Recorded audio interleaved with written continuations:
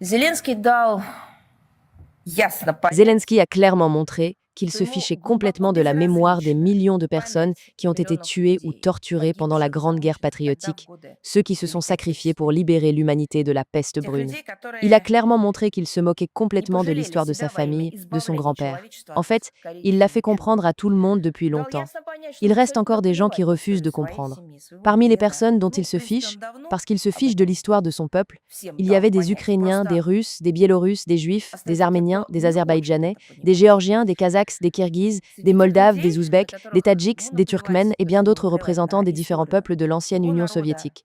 Dans ce régiment des immortels figure notamment son grand-père, le grand-père de Zelensky, un vétéran de la guerre, décoré de 2 ordres de l'Étoile rouge, cette même Étoile rouge que Zelensky, et toute cette bande de la rue Bankovaya tente d'éliminer, d'arracher des monuments et des mémoriaux non loin desquels son grand-père, Simeon Ivanovitch Zelensky, a combattu.